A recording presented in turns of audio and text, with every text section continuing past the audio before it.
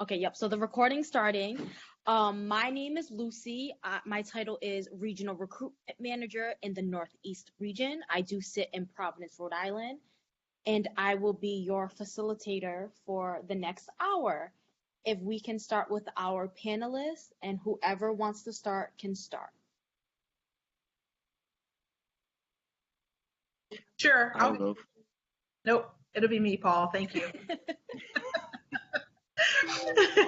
So my name is Emerald Anderson Ford, and I am a senior regional recruitment manager for the Mid-Atlantic region that services DC and Philadelphia. And I currently live and work from my home in Charlotte, North Carolina, which is where I recruit from.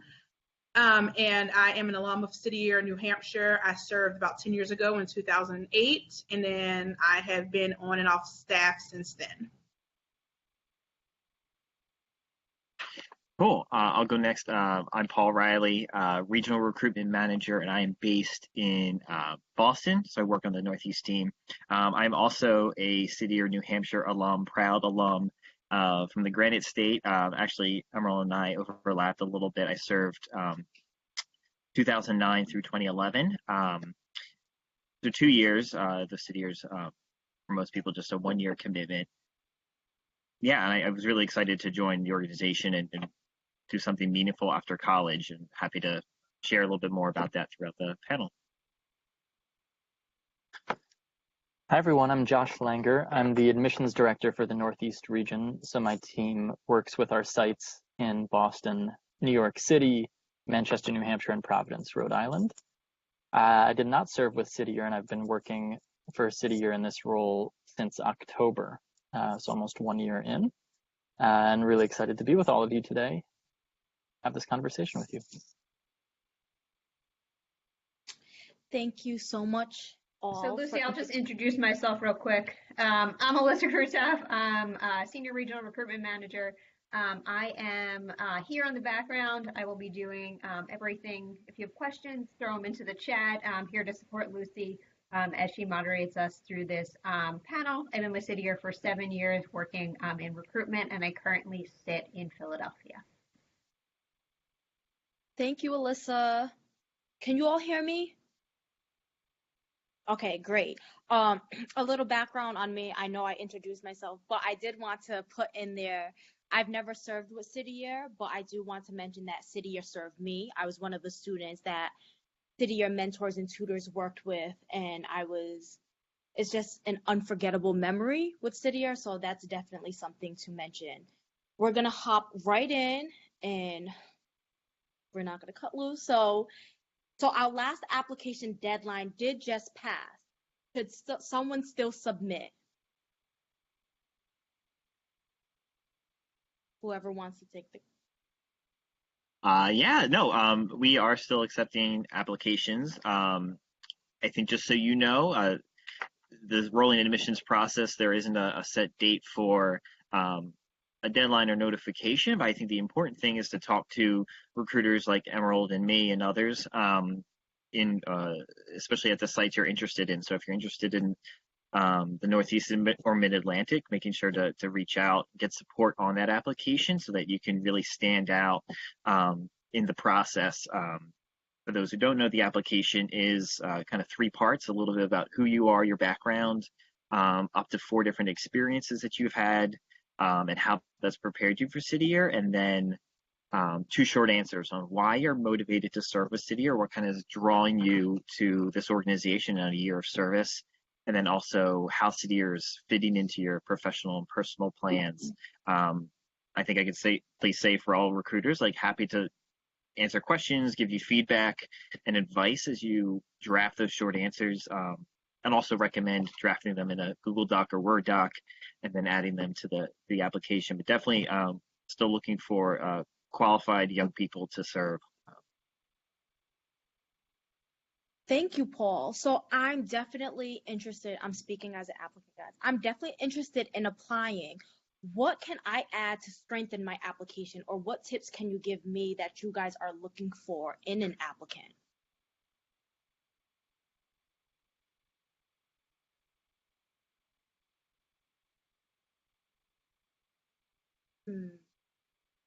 I can answer this. I was going to let admissions jump in though.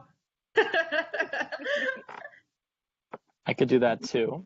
So what our admissions colleagues are looking for in an application is, I would say, one, that you really gave some thought and care to it, that you were able to reflect on your experience that you've had to this point and are giving some serious consideration to how City Year fits into your journey and where it can take you in the future. You're able to really express that through your essays, or ideally looking to see that you've had some experience that can translate into the kind of work that you'll do with City Year, whether that's working with children, working or volunteering in a mentoring capacity, anything that really shows that you've had experience working as part of a team.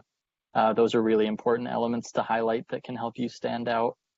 And finally, we're looking for someone that is coachable and open to growth and to learning from the experience that you'll have over the course of your year, of your City Year. I think if you're able to kind of hit all of those marks, we'll be really excited to move your application forward and see where you go from there. Wow, thank you so much, Josh. You did mention working with children. What if I have never had any experience working with children? Should I still submit an application?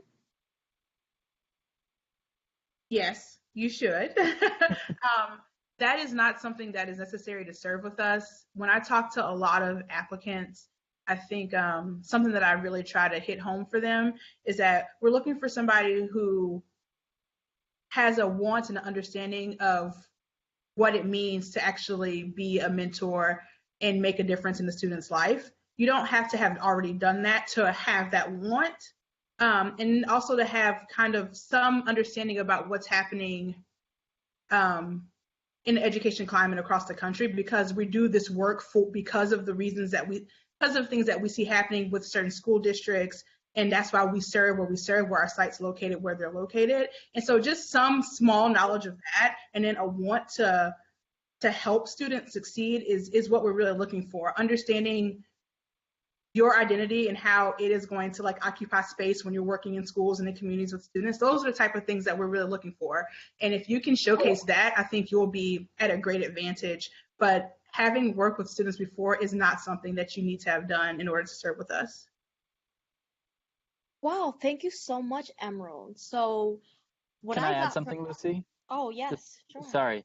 Yeah, the other piece I'll add is that whether it's working with children or sort of any other aspect of your experience that I touched on in my previous answer, one of the things that we're proud of is the training regimen that we provide for core members. So whether that's around training in terms of what goes into tutoring a student and doing small group work, whether that's work sort of to prepare you for mentoring, teamwork, all those different aspects, those all show up in the training that we do when you first start your service and carries on throughout over the course of the year. So we're not looking for you to necessarily be able to come in as an expert in all of these areas, but definitely, like Emerald said, with an understanding for what you are bringing to the table and where that has you at this point, and just an awareness and an openness to grow with us over time. Thank you, Josh and Emerald, for answering that. So what I got from it is that I would be looking forward to personal and professional development with City Year, not having to specifically bring that experience with youth. So thank you. Within the application, looking at their short answers, as Paul mentioned, when you guys, or admissions and recruitment, if you guys are overseeing it too, alongside admissions, what are you looking for in the responses? Is it bad that they're short and straight to the point? I don't think necessarily, right? I think that you are more than your short answers. I think I've often spoken with people who submit an application rather quickly. They're very excited about City Year, and they throw in a few different experiences. They have their resume, and their short answers, and maybe it's not the most elaborate, or their answers aren't free flowing with I think the important thing, again, like I said earlier about talking to a recruiter, right? I often try to reach out to those people because I think a lot of people, there's more to the story. And I think as you continue through the process, especially in the interview stage, being able to articulate those things effectively and well will help you stand out in the application process, right? I think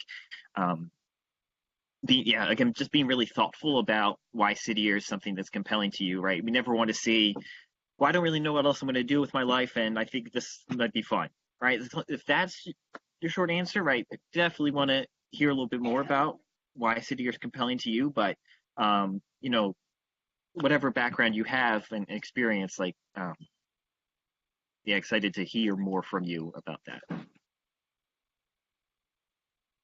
Okay, thank you so much. I think from an admissions perspective, just to add, you know, you can write a really awesome short answer question, and you can write a really terrible, really long short answer response. So really it's about the quality, about your capacity to really answer the question that's being asked and to sort of show your personality through your response. And if we can get a taste of that, that's what's really important. We're not looking for it to sort of tell us the entire story, but we're looking for it to sort of whet our appetite and want to learn more about you. So you at least want to sort of hit that threshold, and the recruiters are awesome at working with you to help sure that you don't only meet that mark, but that you really can put something down on paper that will really help you stand out. Thank you, Josh and Paul. Zach, I do want to acknowledge that I see your question about the day-to-day responsibilities. We will get to that a little bit, in a little bit. So you guys, again, thank you. As I was navigating the website and also starting my application, I saw that there was a drop-down box in choosing a location, and that you guys have 28 different locations to choose from. How do I choose a location? How do I know what location is best for me? I'm kind of confused about that. Yeah, that's a question that is frequently asked. I think there are a couple of things to consider when choosing a location. I think one, you have to consider where you feel like you'll be the most comfortable. I talk to people a lot of times and they're like, oh, like I'm really like, and again, I'm in North Carolina for those of you who don't know. People are like, oh, I really want to go to like this really big city, and I'm excited about like all of this culture and these arts and and which is great, and you should be. And then I start asking them questions like, you know, have you ever navigated on public transit, and how do you feel about that? How do you feel about working in groups that are really large? And when we start to like kind of get down to the nitty gritty, they're like, oh, maybe I should look into maybe a more medium or smaller location, just based off of what their comfort level is. That's not good or bad. It's just making sure that you kind of know what you're going to be most comfortable with. I also tend to push my applicants to think about what they want to do next. We are really, as an organization, we talk a lot about what our legacy and our leadership is going to look like after we leave the organization, because we want to make sure that the people that come in, our applicants that come in and serve with us, are going out into the world and continue to do great things. And so if something you want to do is work in public policy after you're done with City Year, then maybe you should look like what it means to serve with City Year DC, because you can start to build a network there. So just considering like what your next steps look like on top of your comfort levels, and, you know, if you want to be close to family. And then also you'd have to do a little bit of research and work with your recruiter, but thinking about what age groups you'd like to serve with. Not all of our locations service elementary, middle, and high schools. So if you're only interested in working with middle schools, then City Year New Hampshire, as much as I love it, may not be for you because they only work in elementary schools. So you'd have to do a little bit of research that way if you know that you'd like to work with a certain age group. And then as far as, just so you all have an understanding, when I say larger sites or smaller sites, some of our locations have, you know, between 25 and 50 members that serve there. So that would be considered a smaller site. And some of our locations have upwards of 300 members that serve there. So that would be a larger location. And so again, you can get a feeling for what the kind of the ethos of that location is going to be like based off of how big or small that site is. you so much, Emerald. It gave me so much understanding. So behind it, I would have to do a lot of research, not only about myself, but leverage my resources like recruiters before choosing a location. For me, I work better in small groups, and I feel like I can become more of an active leader in a smaller site like New Hampshire or Providence, Rhode Island. So thanks, Emerald. So I do want to mention that Alyssa is going to include some of the resources we have about application tips, like an application tips one pager and a short blog that was written by one of our former admissions manager. So keep your eye out for that in the chat. So we're talking a lot about the application process. What happens after you submit your application? Who am And I one more gonna time, hear? Lucy. Yep. So what happens after I submit an application? What's the timeline in hearing back from someone? And so what does that process look like? Great.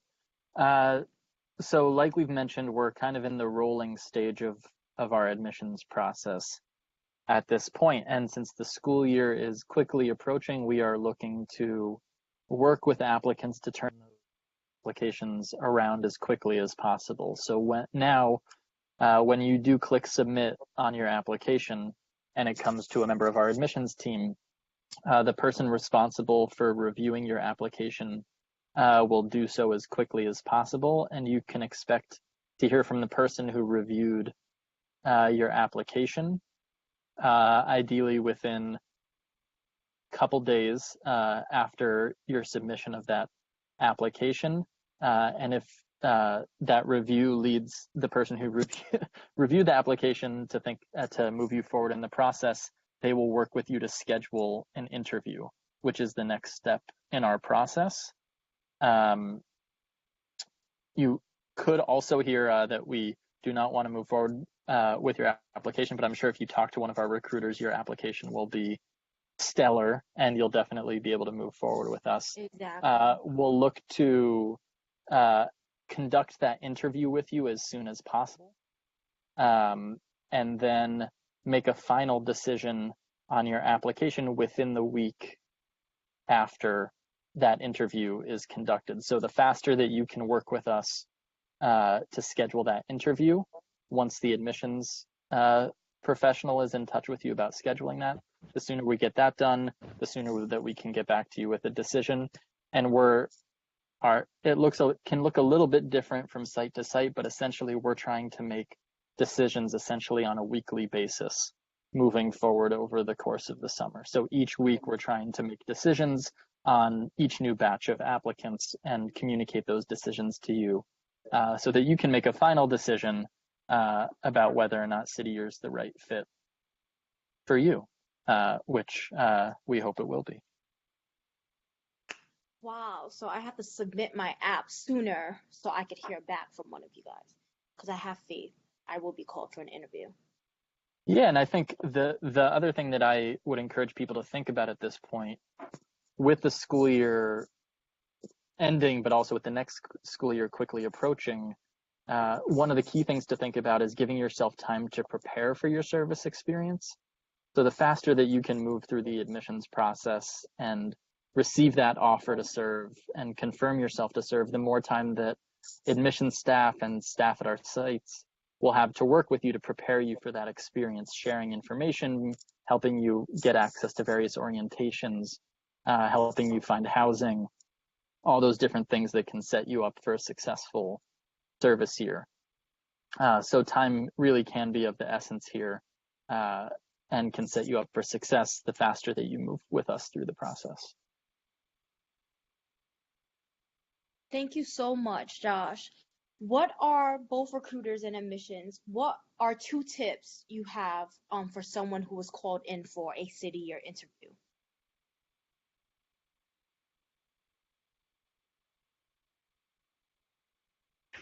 My interview may be next week, so I need to know. Yeah, that's a great question. I'm a broken record on this. One thing I really enjoy doing is mock interviews with people who've applied. I think that as a recruiter, especially if we've talked before you submitted your application, I kind of know a little bit about you, and we might have hit on some of these topics already, but reviewing the interview tips, there's a blog post and other resources available for you to kind of know generally what to expect. I mean, Emerald hit on some of this earlier about identity, right? How you show up into a space. So taking the time to do the same kind of interview prep you would do with any position, drafting out a few experiences you've had that you can draw on to tell the story about who you are and what you're bringing to the organization. So I think that's the two things: is having that actual mock interview or conversation with a recruiter, but also taking the time to sketch out a few your responses that you might have. Okay. Yeah, I would agree with that. I'd also give some really like practical tips. Show up on time, answer the phone if you have a phone interview scheduled, or, answer the Skype call. Make sure you're ready for that. Make sure that you're in a quiet location so that you can have a conversation with someone. I interviewed somebody who was at a baseball game once. That was really interesting. So, just don't do things like that. Again, very practical things that are typically common sense, but I like to make sure I put those out there to people. Wow, thank you so much, Emerald and Paul. So now, let's say I made it. I was chosen to be a City Year AmeriCorps member. Blessing. What does a service day look like for me?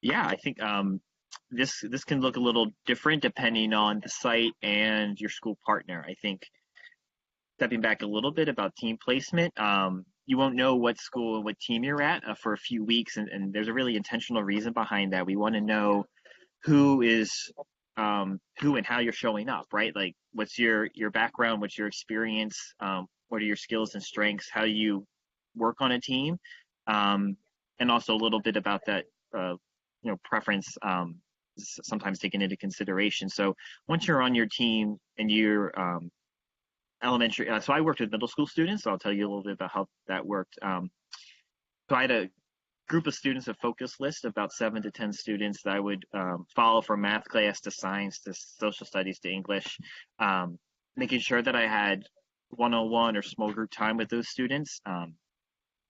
After greeting them in the morning, like a lot of the work is in the classroom, so working alongside partner teachers to figure out how to best support students in that room, right? If you're working with 5 or 6 different teachers, that can be a little bit of a juggle, but you do have support with your team, checking in with your team leader or staff in the morning or debriefing with them at the end of the day.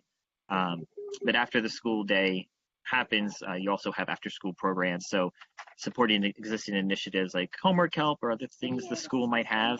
And then also maybe you get to start your own club or group for after school. I have my colleague Kristen has had a teammate who was a neuroscience major working with 5th graders and started a brain club. And they would talk about different parts of the brain. And at the end of the semester, the core member ordered a sheep's brain off the internet. I think cleared it with all, concerned parties. But these 5th grade students got to actually dissect a brain and see like hands-on biology. And I think that might not happen everywhere, but that kind of you showing up in that way, you bringing yourself and your passions and interests into the school, I think is part of the day, especially in that after school space.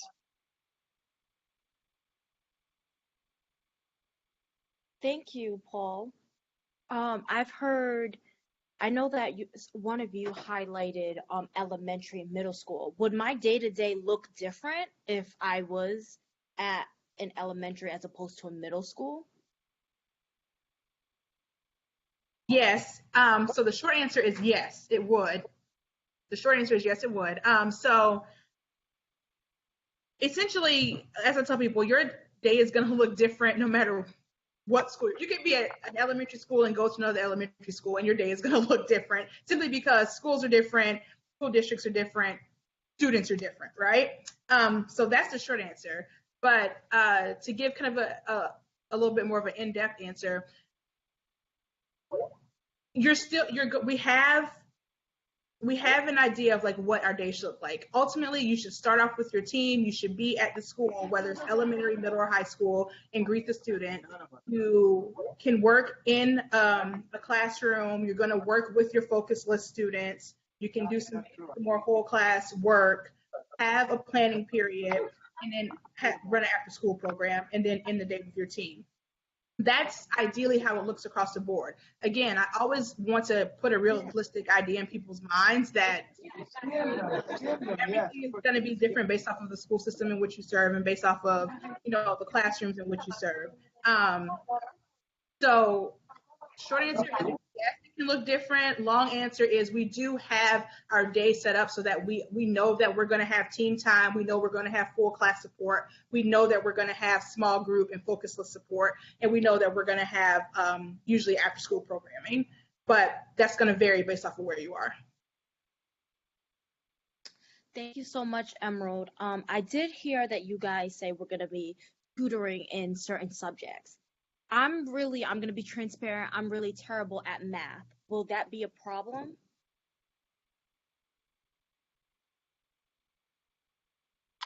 No, I don't think it necessarily will.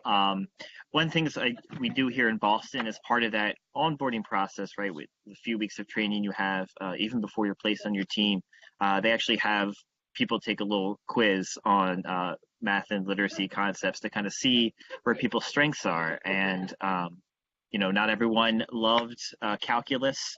So maybe working with elementary school students and some of the more fundamental concepts. But again, kind of like Josh was touching on earlier, there's training in the beginning of the year and ongoing to help give you the skills and techniques that you need to support students. And I think also if you're someone who does struggle in an academic area, right? Kind of sharing that about yourself, right? I think one of the great things about CDER is the amount of vulnerability you have, both with students and on your team. So acknowledging that with students in an authentic way, I think can help build that connection, and then sharing how you overcame those challenges so that you can support them in their academic success. Thank you, Paul. I feel better about bringing my talents into CDER.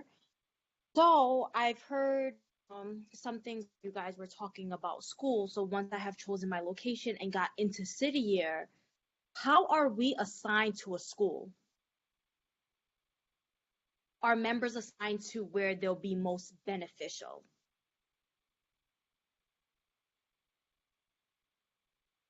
You want me to keep going?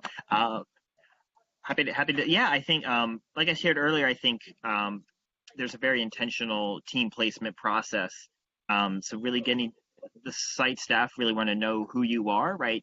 Even with an application and an interview, there's much more to who you are in all of your different ways you identify and experiences you're bringing to the table. So I think there's a lot of, like I said, intentionality about placing people on a team where both they can be successful, but also might,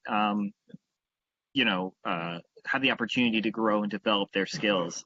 I think, and rolling out a little bit about each of the teams that are at each site can be helpful for you in kind of seeing where you want to go.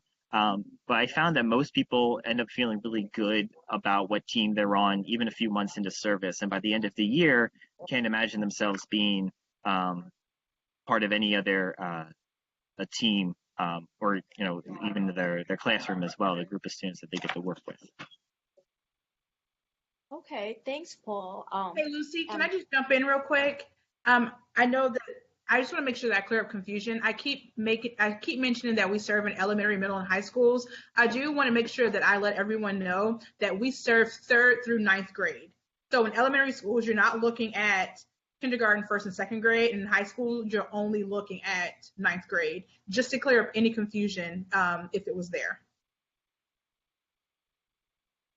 Thank you, Emerald, for that. I feel much better knowing I'm going to be on I'm going to have a support system on a team working in classrooms. I'm not going to be alone. Paul, you did mention that you have a specific list of 10 to 15 students you're working with, how is time my friend during service? Am I required to meet all students in that day, or is it spread out for the week? How does that work?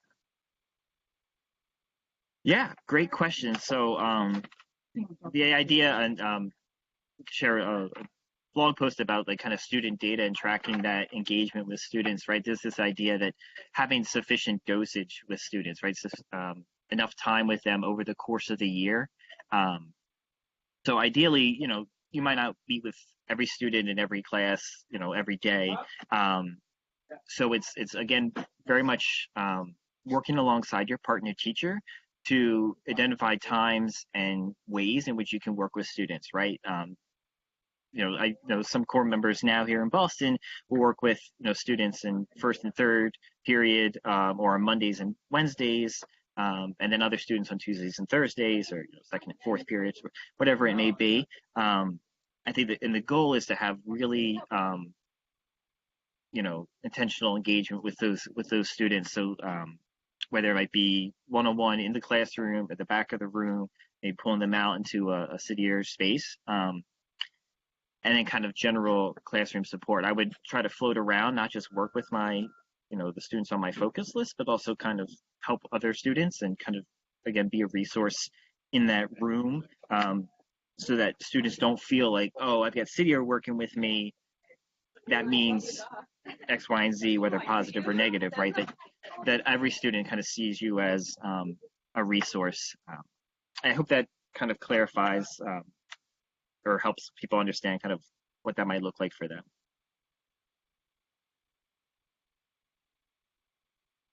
Well, thank you so much, Paul. Again, better understanding what my service will look like. Josh, did you want to say something? Yeah, if I could just pop in. I saw a couple questions in the chat about which sites are still looking for more applicants.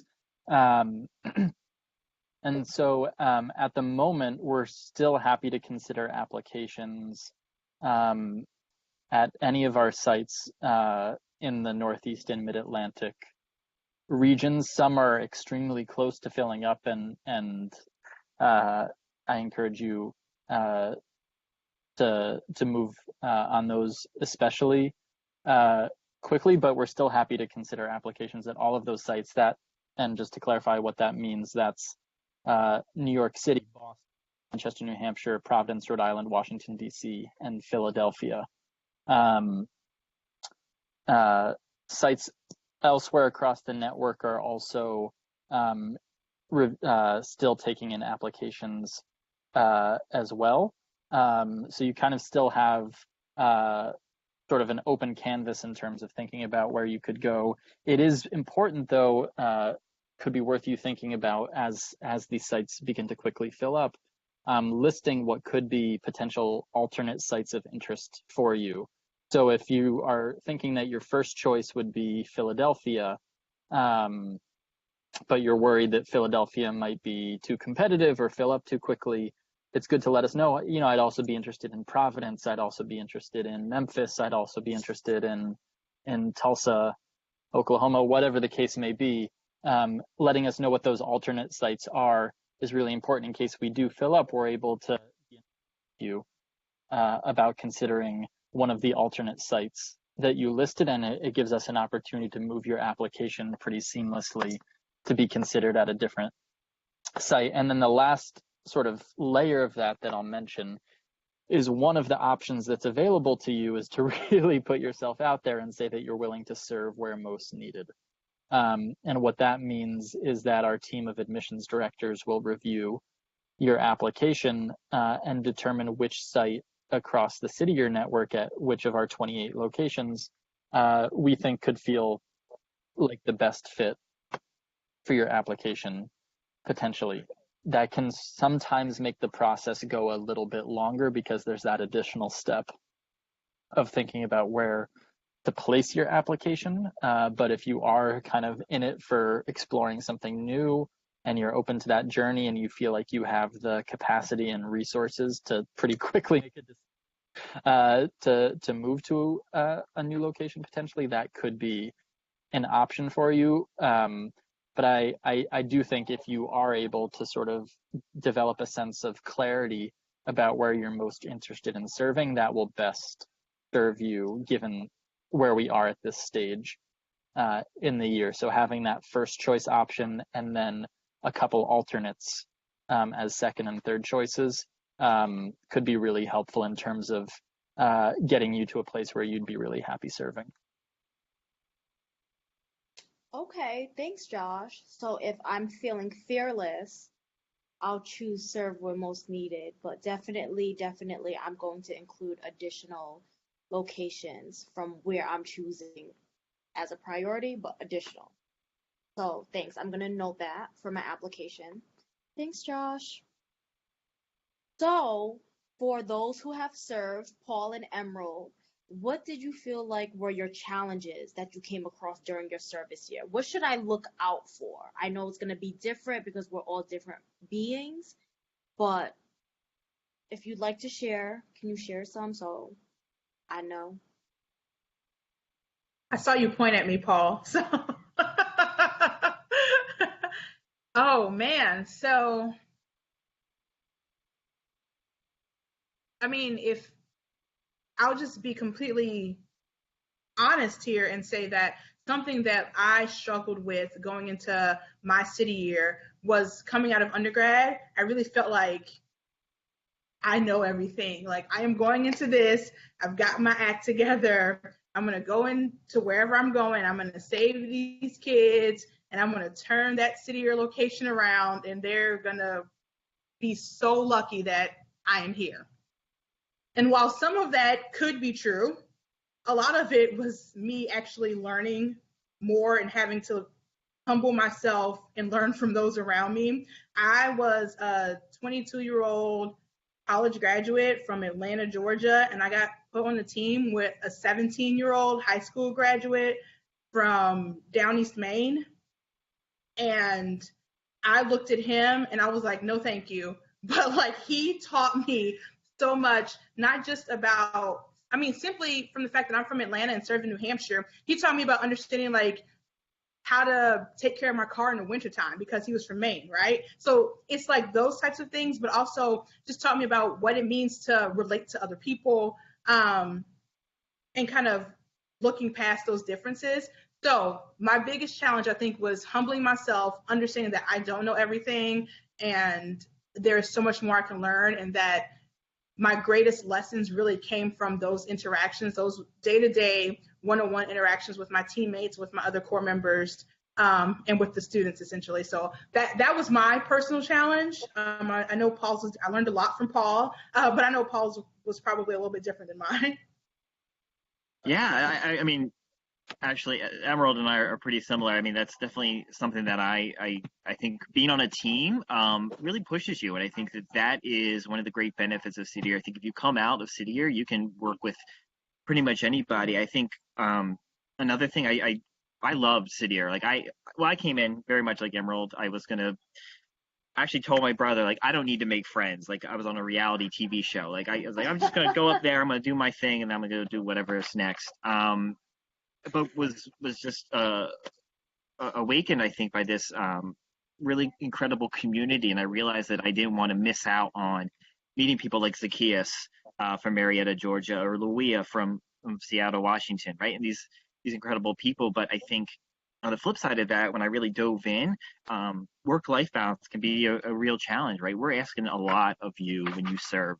It's about 50 to 60 hours a week. You might have early mornings circling with your team at maybe 7 a.m., 6:45, getting out 10 hours later, in addition to all the other opportunities you have for supporting the site, supporting the work that we do, and also the stipend, right? But I got really good at budgeting, and I came up with a little Excel spreadsheet, was really thoughtful about what I needed to be successful in that year, right? And I found that it wasn't a lot of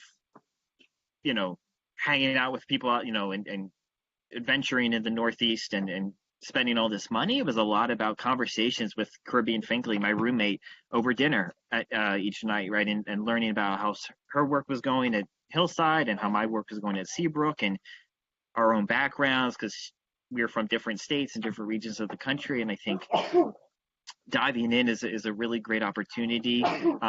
Being aware of what you need, take care of yourself and be successful, because if you pour it all in and burn yourself out in October, you still got quite a few more months to go to support those students. So making sure that you're open to what comes, but also keep in perspective of your year in its entirety. And to piggyback off of that, like I mentioned, I didn't serve personally, but what I've heard a lot anecdotally is just kind of what Paul said about thinking of your year holistically. The kinds of conversations and the kind of relationship that you'll have with the students that you work with at the beginning of the year will look very different from that relationship and the depth at which you're able to work with them later on in the year, and to sort of come into that relationship with patience.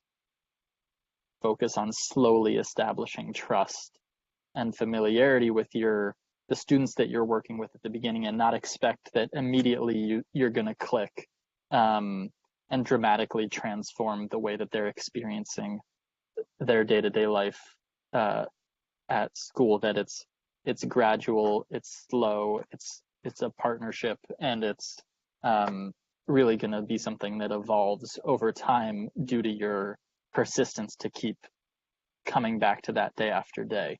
And I've come to understand that can be pretty discouraging at first, and you have to just bring that willingness to keep trying and keep investing, and slowly see the way that relationship changes over time.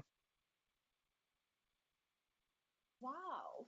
So what I got from that in my notes from this session, I'm just kidding, from that answer, I have to have grit, I have to have resilience, I have to come in with an open mind, and I'm going to have to learn to embrace and celebrate differences, right? Because I'm going to be working on a team.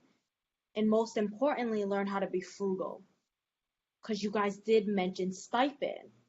So I'm thinking stipend is part of the benefits package that City Year does provide. Can you guys tell me more about the benefits, what the benefits are when I become an AmeriCorps member for City Year?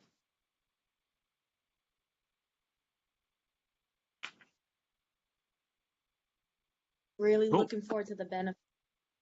I know what's in it for me? Like, what can I get out of this great experience? I know that all of you are coming with that's not your first question, but I think definitely one that's important to ask and think about, right?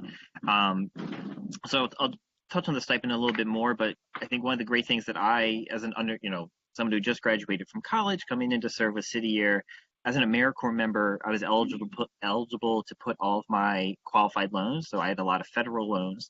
I put them all into forbearance. So during my 10 to 11 months of service, I was not making any payments on them, wasn't required to. And then AmeriCorps at the end of my service paid all the interest that accrued on those loans. And then also, once I finished my 1,700 hours, which is one of the requirements you have over the course of the year, I was eligible for the Education Award. The Siegel Education Award next year will be valued at $5,920. And that's something that you can use to pay off those qualified loans.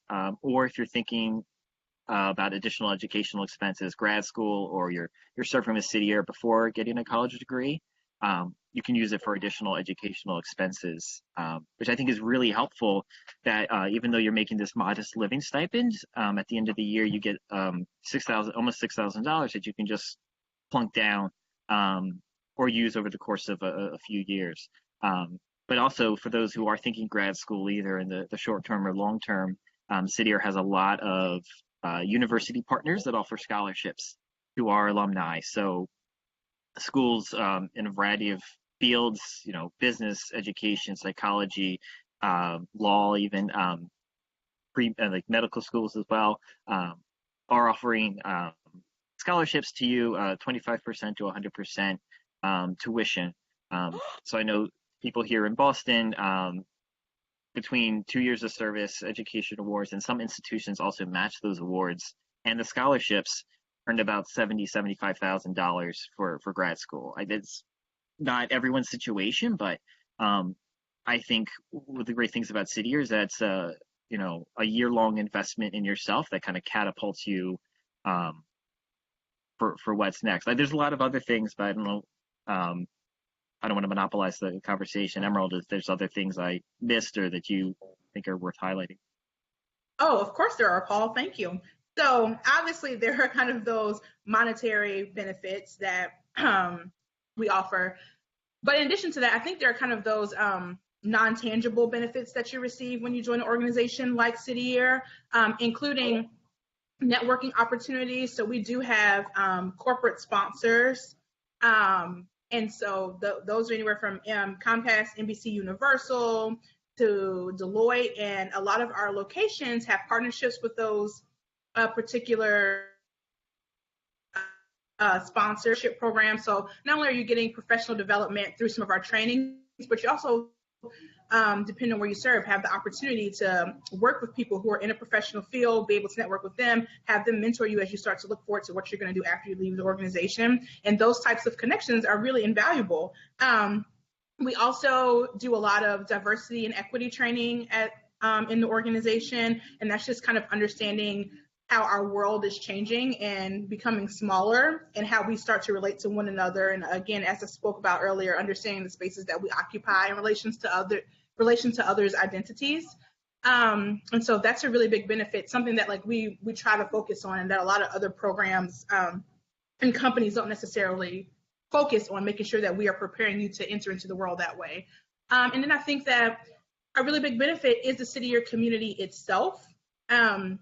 So as we spoke about, you're going to work on a team, you're going to be at a location. A location can be really small, like 26 people in Columbia, South Carolina, or it could be, 200 people in Washington, D.C. But either way, you're getting to know a group of people and you're working alongside them every day. And so you're building these bonds that are pretty, that become pretty strong. And so people meet a lot of really great friends, meet spouses, and you just kind of, you gain a community larger than what you had. And it's really cool. I have some friends who I like to tell, you could name any state right now in the continental United States, and I would have a friend there more than likely that I've met through City Year. So like, I never pay for a hotel anywhere that I go. That's always my joke, because City Year has made my network of friends and my community that much larger. Wow. So not only am I getting a stipend and close to $6,000 at the end of my service, I'm gaining lifelong friends, whoever I get along with, a support system, a network that's larger than me and any other company out there. So thank you guys. So I am about to graduate college, very young I'm so young. And I'm not sure how to explain to my parents that I'm interested in City Year, right? Like, I'm telling them how much the stipend is, and they're like, no. I want to know, how did your family members react to your decision to join City Year? Yeah, that's a great question. I think that for a lot of people, taking advantage of your networks and getting advice as you're thinking about what's next for you is key, right? I think definitely something to think about. When I applied to City Year, I was actually looking through emails a few days ago and saw an email I sent to my mom saying, like, I know the stipend's not a lot, because back when I served, it was $380 every 2 weeks instead of $630 like it is now. So again, just stipend life is not a lot easier now, I think. But I was saying, like, I don't really think I should be concerned about this. And my mom was, supportive. I think articulating why this resonates with you is kind of the foundation you want to set with parents or other people who are interested in what's next for you. That motivation to serve, I think, for many people will help assuage some concerns, but also talking about some of those other benefits, right? That just like you came out of undergrad putting, maybe a lot of money into your education, right? That this is another investment in yourself that will pay off ample dividends, right? In career opportunities, connections and networks for other positions, and I think also too, like your commitment to this country and the communities where we serve, right, and ensuring that educational success is something that everyone has within their reach, and not just a few of us. I hope that's helpful, but I don't know, Emerald, what do you think? Yeah, my experience was a little different. I had actually been accepted to law school, and so I then found this program, and I was like, oh, like I'm really interested in doing this work. And so I went through the process of figuring out if I could defer my law school acceptance for a year so that I could do this work, and I found out that I could. And my parents were not very happy with me because I had done all this before I had any conversation with them about it. And so for me, talking to my family about it was a little bit more difficult. Having just let them know that, remind them that they raised a daughter who was so socially aware and conscious that she wanted to go out and do something that was greater than herself, which, you know, made them feel a little bit proud. But also just let them know that this is about ensuring the future of our nation. This is about, again, understanding where we are in the education climate, like all the things that I was going to look at in law school anyway, to be honest with you. This is just a hands-on way to go about doing it. And so I just kind of had to be like really strategic and logical with how I talked to my parents about it because I had made such a decision. Ultimately, obviously, I ended up serving, and I actually never went to law school. I've stayed with City Year and continued my career. So it was actually a really great kind of sounding board and starting place for my career. But yes, for a long time, my mother did tell people that I had ran off and joined the circus. And I think that was until she came to New Hampshire, saw what I did, saw my interactions with the students, and was able to kind of see the impact that we were actually having. Thank you so much, Emerald and Paul, for sharing that. Now I understand that I can better explain to my family members through the impact I'm going to make, rather than sitting there and trying to convince somebody who I can't really provide understanding for now until the results happen. So thank you. We're getting closer to the time. It's about 8 more minutes. If anyone has any like last urgent questions, I was gonna go ahead and ask other questions that I have, but if there's something you wanted answer through our panelists, feel free to throw it in the chat. So why, again, highlighting that I'm young, why is it important for a young person like myself to join City Year? You guys kept speaking on impact. What impact am I going to make, or you felt like you guys made during your service? And I'll take this first. I think, right, I saw a question about a second year, right? I think I ended up committing to a second year because, well, I'm going to answer this question as like what City Year gave me and why I'm still here, right? And why I came back after some years away. I think what I found with City Year was a community that I never had experienced before. I had really cool experiences in college, you know, radio and other clubs on campus, but nothing that was as focused on community as City Year is. And I think, like Emerald shared earlier,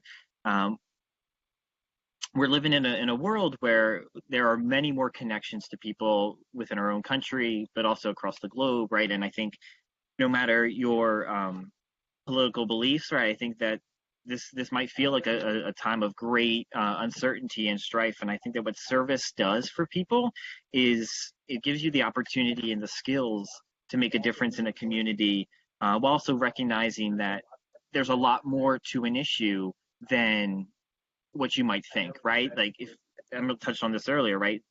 You might think you're coming in to save somebody, but that's not what this is, right?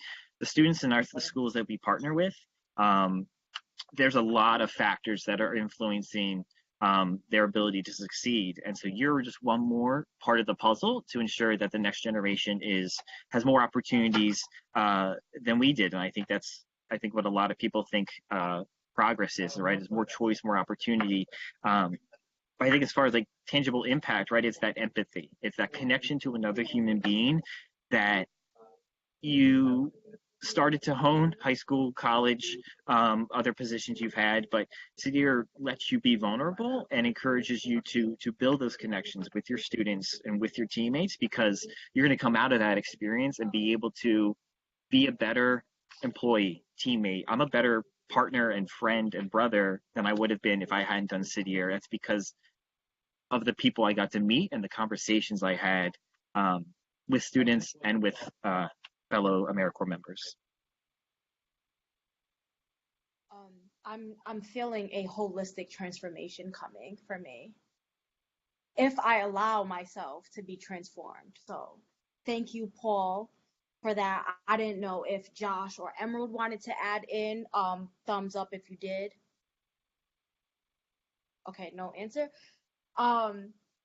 So yeah, just reminding you all as you guys are inquiring all of this valuable, priceless information, make sure you guys do go in and submit your application. To highlight, I'm also submitting my application.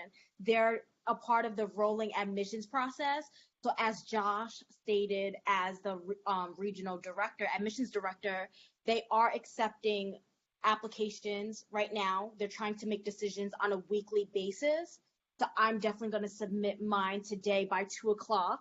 It is 1:26 right now, so I'm motivated to do so. And last question for the next 4 minutes, anyone who wants to answer. What kind of leadership opportunities or experience has City Year provided for you outside of your service? So what was your life after City Year like? Yeah, that's Josh. a really good question. This, I mean, there are just numerous ways, honestly. I'm trying to be succinct here. So I think most importantly, I've been able to receive different professional certificates through, after I became a staff member of City Year. So this is after I served my 2 core years, like you said, my leadership after my core years.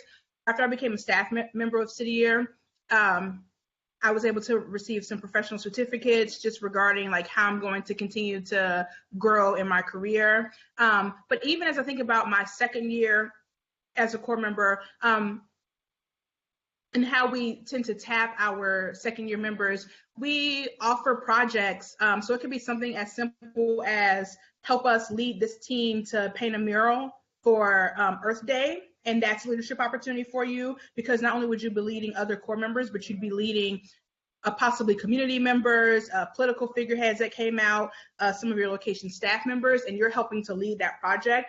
That's putting you out in front and giving you those opportunities. But also, it can be something as large as, can you please come with me to this, donor engagement dinner, where you're actually sitting down at a dinner about your experience of serving with the organization to people who are helping to fund the work that we do. And all of that is in addition to your day-to-day service. So there are multiple opportunities for leadership for you to continue to grow professionally and in your leadership style. So there definitely is a great life for me after City Year. That's what I'm feeling. Paul? Yeah. I just add, so I left City Year. I loved my 2 years, but needed a break and wanted something different, and ended up finding a job with someone I had served with my core year, right?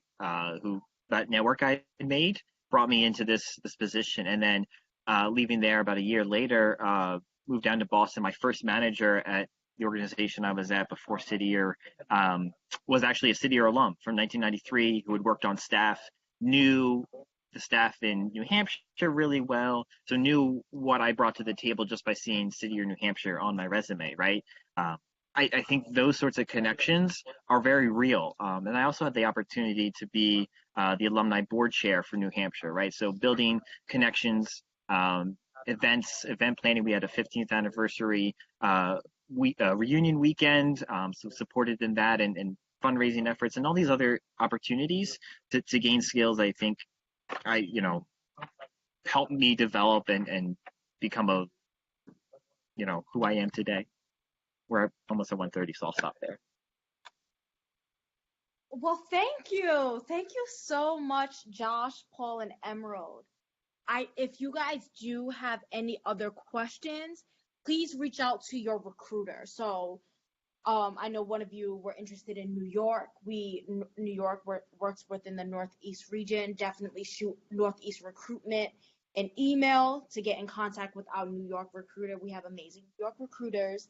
So wherever you guys are in location, you guys can connect with somebody about the application, but don't postpone it because again, it's rolling admissions, weekly basis decision. So let's get that rolling.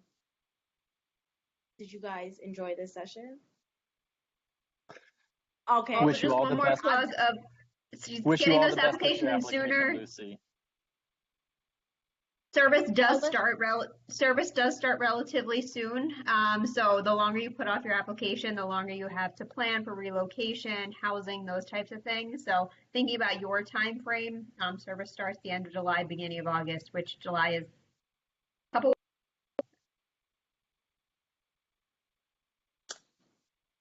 Thank you, Alyssa. I'm going to be applying to Providence, Rhode Island, so definitely join me. Thank you all for joining our session. Thank you so much. We look forward to your submission. Good luck with your application, Lucy. Thank you, Josh. We'll be reaching out to you soon. Bye. Bye, everyone. Bye. Have a great day. Thank you all for coming.